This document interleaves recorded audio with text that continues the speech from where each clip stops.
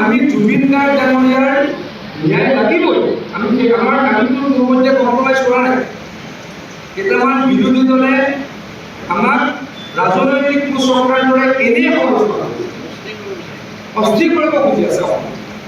হিমন্ত বিশ্ব শৰ্মাৰ দৰে 3 দিন নোপোৱাকৈ যেতিয়ালৈকে আমাৰ প্ৰাণৰ শিল্পীগৰাকীৰ অন্ত্যেষ্টিক্ৰিয়া সম্পন্ন হোৱা নাছিলে তেতিয়ালৈকে হিমন্ত বিশ্ব শৰ্মাৰ 3 দিন হোৱা নাছিলে। মইতো আই উইটনেছ। তাৰ মাজত কেইটামান মানুহে গৈ কোনোবা উচ্ছৃংখল মানুহে গৈ কিছুমান সন্দেহযুক্ত মানুহে গৈ এয়াৰপৰ্টখনত ধ্বংসাত্মক পৰিৱেশ সৃষ্টি কৰিব খুজিছিলে, গুৱাহাটীত ধ্বংসাত্মক পৰিৱেশ কৰিব খুজিছিলে। ৰাইজে যি কৈছে মুখ্যমন্ত্ৰী ডাঙৰীয়াই প্ৰত্যেকটো কামে কৈছে আমি জুবিন গাৰ্গ ডাঙৰীয়াৰ ন্যায় লাগিবই। আমি আমাৰ দাবীটো মোৰ মতে কম্প্ৰমাইজ কৰা নাই। কেইটামান বিৰোধী দলে আমাক ৰাজনৈতিক কুচক্ৰাৰ দৰে এনেই সমালোচনা অস্থিৰ কৰিব খুজি আছে। হিমন্ত বিশ্ব শৰ্মাৰ দৰে 3 দিন নোপোৱাকৈ যেতিয়ালৈকে আমাৰ প্ৰাণৰ শিল্পীগৰাকীৰ অন্ত্যেষ্টিক্ৰিয়া সম্পন্ন হোৱা নাছিলে তেতিয়ালৈকে হিমন্ত বিশ্ব শৰ্মাৰ 3 দিন হোৱা নাছিলে।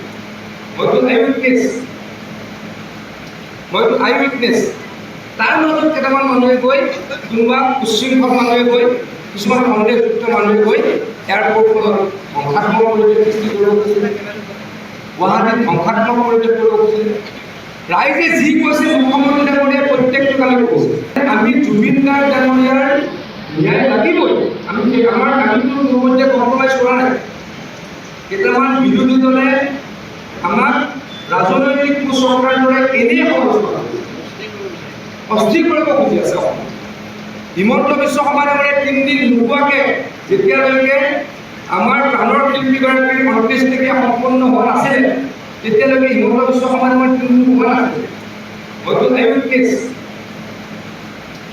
আই উইটনেছ।